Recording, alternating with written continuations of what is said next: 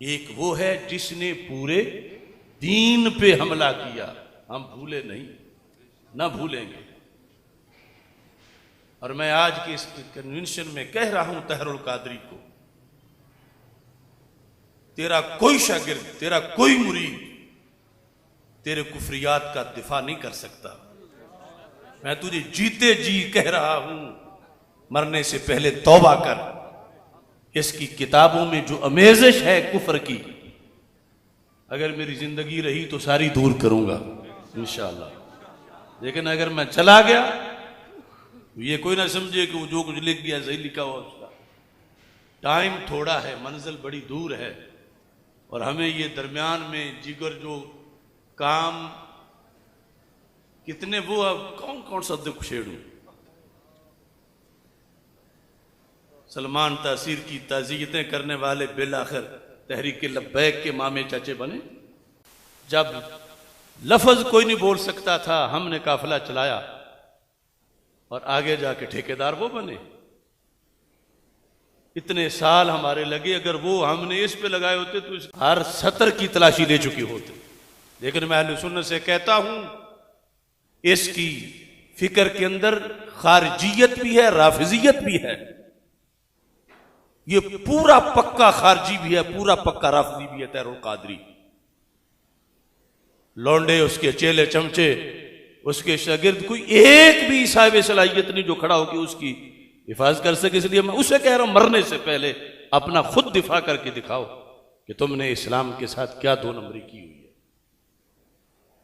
ہم بھولے نہیں، ہم نے چھوڑا نہیں، ہم نے بخشا نہیں، ہم نے اسے معاف نہیں کیا۔ اس نے جو تلوار چلائی ہے شیخ مجدد کے مسلک پر اور اعلی حضرت رحمت اللہ علیہ کے مسلک پر، ہمیں یاد ہے۔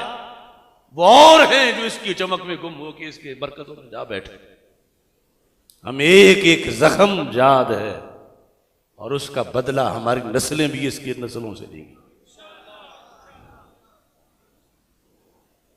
ایک وہ ہے، لیکن ان پیروں سے مجھے دکھ ہے، یہ شیخ الحدیث صرف چند نذرانوں کے اس کے شاگردوں کے لیے ان کی زبانوں پہ تالے لگے رہے، اور اب بھی لگے ہوئے ہیں، اور ہم نے مسلک بتایا اور یہ اٹھ کے چل پڑے ہمارے خلاف۔ ایک وہ ہے جس نے پورے دین پہ حملہ کیا، نہ اسے شرم نبی ہے، نہ اسے خوف خدا، وحدت ادیان کی۔ یہ ہے امریکہ کا ایجنڈا جس کے لیے گود میں رکھا ہوا ہے اس کو، وحدت ادیان کی، لیلا کی زلفوں کا اسیر، جنگ کی مٹی کا وہ ایک دین دشمن رہنما۔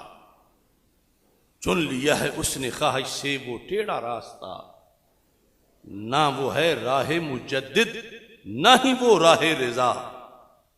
غوث اعظم بھی نہیں ہے اس چلن کے طرفدار، سید حجویر کا بھی وہ نہیں ہے راستہ۔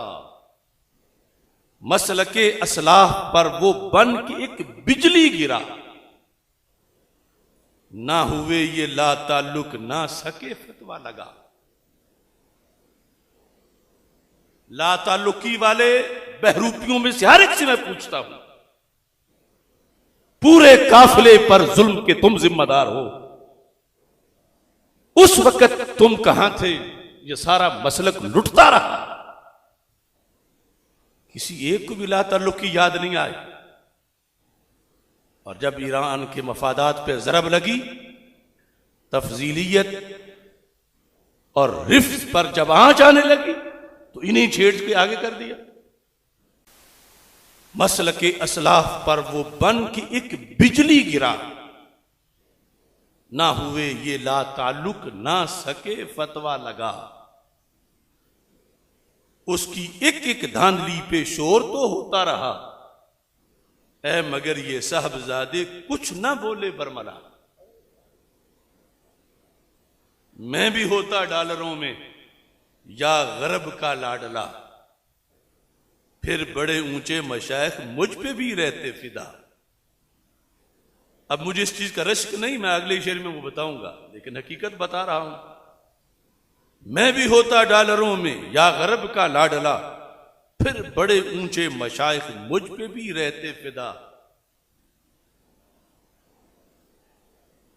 نہ انہیں کوئی عیب ملتا نہ نظر آتی خطا، نہ میں جیلوں میں پگھلتا نہ مجھے ملتی سزا، حق پرستوں سے ہمیشہ اس طرح ہوتا رہا، دیکھ لیں گے روز معاشر کس پہ راضی ہے خدا۔